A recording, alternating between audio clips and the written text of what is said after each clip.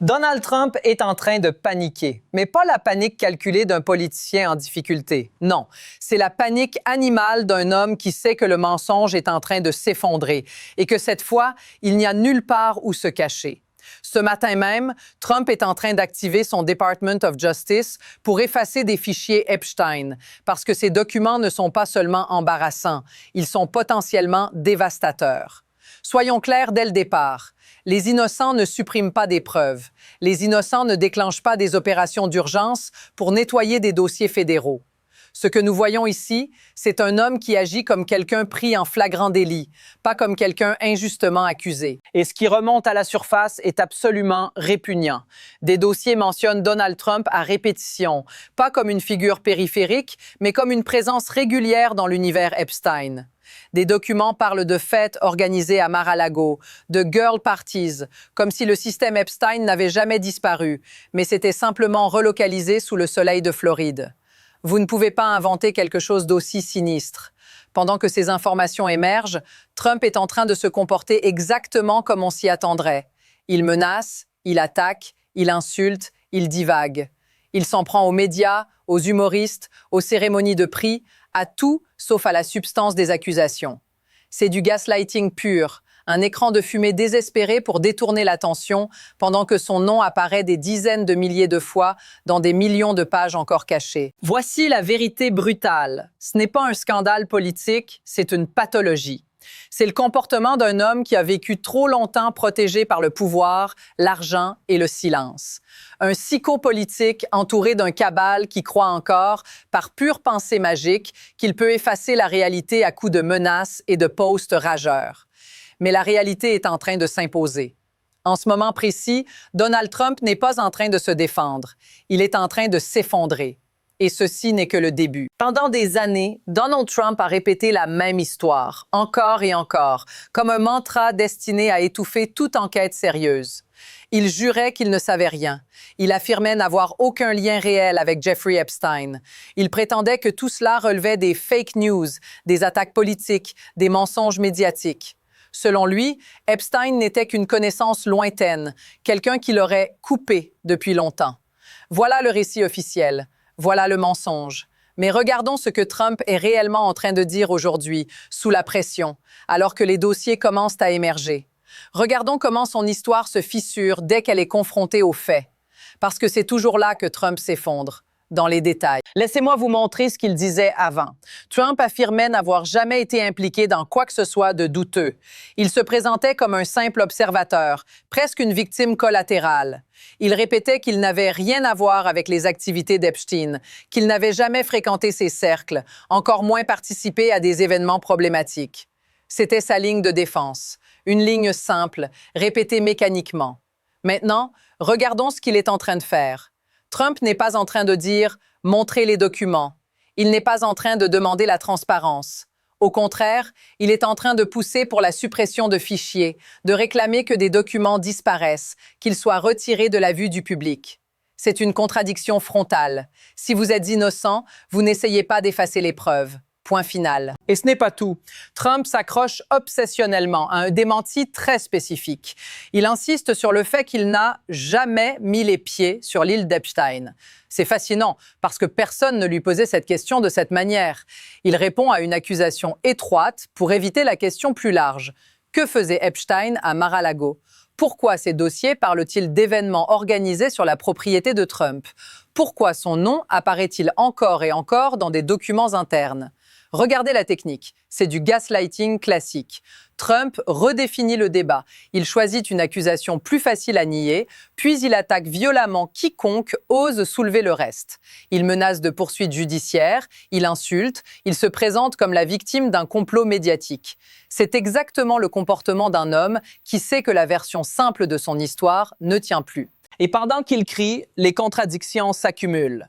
Trump affirme ne pas connaître certaines personnes, puis publie des photos d'elles. Il prétend être détaché de tout cela, mais son nom apparaît des dizaines de milliers de fois dans des fichiers qu'il cherche maintenant à faire disparaître. Ce ne sont pas des coïncidences, ce sont des admissions indirectes, arrachées par la pression. Voici ce que cela révèle réellement. Trump n'est pas en train de défendre son innocence. Il est en train de gérer une crise une crise de narration, une crise de crédibilité et potentiellement une crise juridique majeure. Chaque poste rageur, chaque menace, chaque tentative de diversion est une pièce de plus dans ce puzzle. Et maintenant que ce premier vernis de mensonge est en train de se craqueler, une question devient inévitable. Qu'est-ce que ces documents contiennent exactement et pourquoi Trump est-il si désespéré de les faire disparaître? C'est là que l'on commence à entrer dans le cœur du dossier. Entrons maintenant dans le cœur de ce dossier, là où Donald Trump ne veut surtout pas que vous regardiez. Parce qu'une fois que l'on cesse d'écouter ses cris et ses menaces et que l'on commence à lire les documents, le tableau qui se dessine est absolument glaçant. Regardez d'abord la nature même de ces fichiers Epstein. Nous ne parlons pas de simples rumeurs médiatiques ou de commentaires de tabloïds. Nous parlons de documents internes, de présentations, de communications, de fichiers produits par les autorités fédérales, des millions de pages. Et ce qui est déjà visible n'est qu'une production partielle, une fraction. Je suis en train de lire une présentation interne qui liste des noms proéminents. Ce n'est pas un blog, ce n'est pas Twitter, c'est un document structuré, organisé, froidement administratif. Et dans cette liste apparaissent des figures connues, des milliardaires, des responsables politiques, des acteurs de pouvoir mondial. Et au milieu de cette liste, encore et encore, Donald Trump. Et maintenant, regardez ce que disent certaines de ces entrées. Pas des insinuations vagues, des descriptions précises, des témoignages associés à des dates, à des lieux, à des circonstances concrètes. Des allégations qui ne relèvent pas de l'ambiguïté morale, mais d'accusations de violence, de comportements coercitifs, d'abus. C'est difficile à lire, c'est encore plus difficile à ignorer. Arrêtons-nous un instant ici. Parce que c'est là que Trump panique. Ce n'est pas seulement le fait que son nom apparaisse, c'est la manière dont il apparaît. Ces documents ne décrivent pas une rencontre fortuite lors d'un cocktail mondain.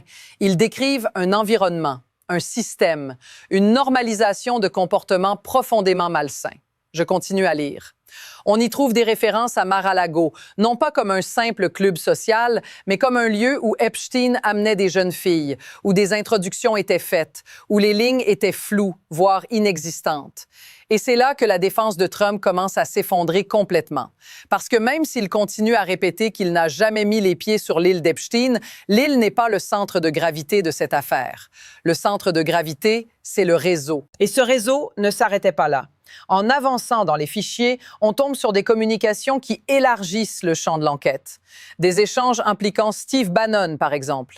Des messages où il est question de stratégie politique, de renversement de gouvernement, d'élections à influencer, de dirigeants étrangers. On parle du Brésil, on parle d'Israël, on parle de rencontres potentielles avec Vladimir Poutine. Ce n'est plus seulement sordide, c'est une cabale transnationale. Pause ici, parce que c'est le moment où beaucoup de gens décrochent en se disant que cela devient trop énorme pour être réel.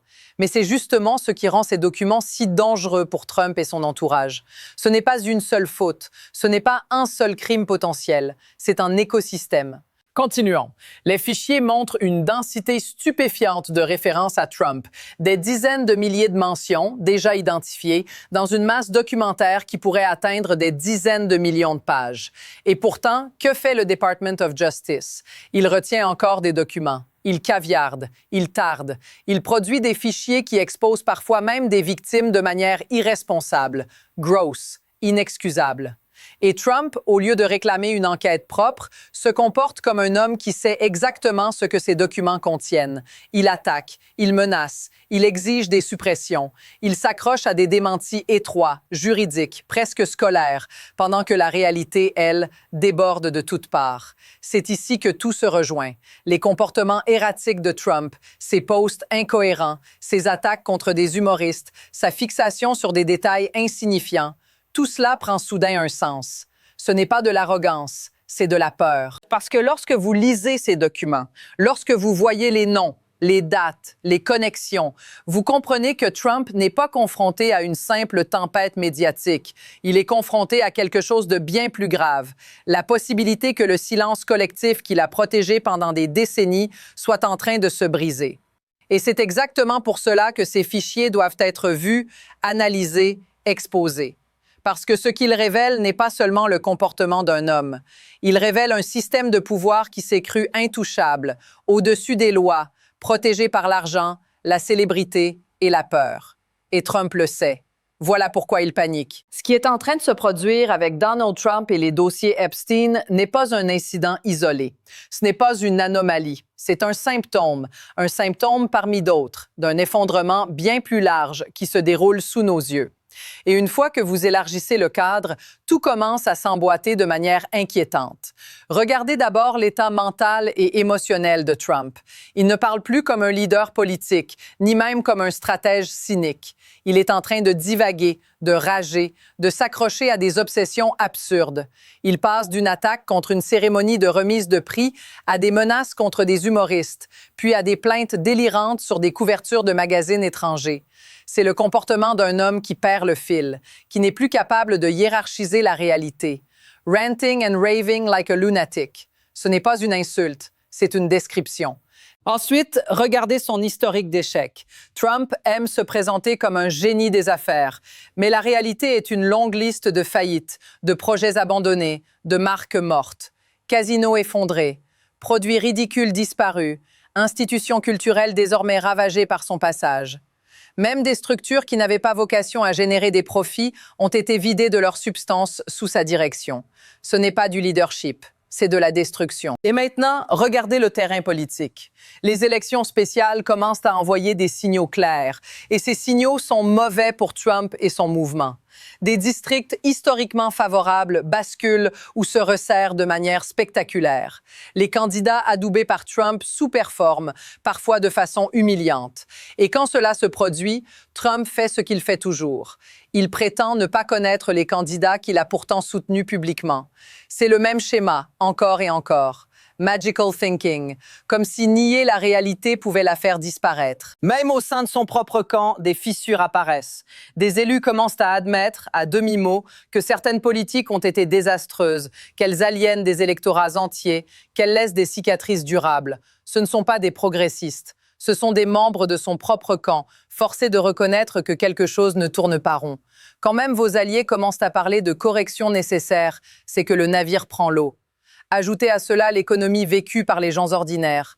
Pendant que Trump se plaint et menace, des millions d'Américains vivent sous pression constante, peinent à joindre les deux bouts, voient leurs perspectives s'assombrir. Et au milieu de cela, Trump se comporte comme un aristocrate capricieux, obsédé par des projets grandioses et creux, coupés de toute réalité sociale. Cette dissonance n'est pas seulement politique. Elle est morale. Et enfin, regardez l'isolement international qui se profile. Pendant que d'autres blocs économiques concluent des accords massifs, les États-Unis sont en train d'être marginalisés. Le monde avance, coopère, s'organise, pendant que Trump reste coincé dans une vision narcissique et dépassée du pouvoir. Ce n'est pas de la force, c'est du déclin. Pris ensemble, tous ces éléments racontent la même histoire. L'affaire Epstein n'est pas une tempête isolée frappant un homme solide. Elle frappe un édifice déjà fissuré, un système qui se maintenait par l'intimidation, le bruit et le mensonge. Et maintenant que la pression augmente de tous les côtés, mentale, politique, économique, morale, cet édifice commence à céder. Ce que nous voyons, ce n'est pas une erreur ponctuelle, c'est la fin d'un cycle, une fin bruyante, chaotique et profondément révélatrice. Voilà la ligne de fracture, et elle est limpide. D'un côté, il y a les faits, les documents, les noms, les dates, les connexions qui s'accumulent. De l'autre, il y a les cris, les menaces, les diversions et le déni frénétique. C'est la différence entre la vérité et le mensonge, entre la responsabilité et l'impunité. Ce qui se passe aujourd'hui ne concerne pas une querelle partisane ou une polémique médiatique de plus. Cela concerne le cœur même de la démocratie. Personne, absolument personne, ne devrait être au-dessus des lois, protégé par le bruit, l'argent ou la peur. Quand un système de pouvoir commence à se fissurer, il révèle toujours la même chose. Ceux qui hurlaient le plus fort étaient souvent ceux qui avaient le plus à cacher. Donald Trump et son entourage veulent que vous soyez fatigué, cynique, désengagé. Ils comptent sur l'épuisement du public. Mais l'histoire nous montre une chose essentielle. La vérité finit toujours par émerger, surtout quand des citoyens refusent de détourner le regard. C'est pour cela que ce moment est crucial. Restez informés. Refuser le gaslighting. Soutenir les voix indépendantes qui font le travail d'enquête, d'analyse et de confrontation du pouvoir. Parce que sans vigilance, il n'y a pas de démocratie viable. Si vous voulez continuer à voir ce genre d'analyse, si vous refusez que le silence protège les abus, alors agissez, abonnez-vous, partagez, soutenez les médias indépendants. Ensemble, on expose la vérité et on ne recule pas.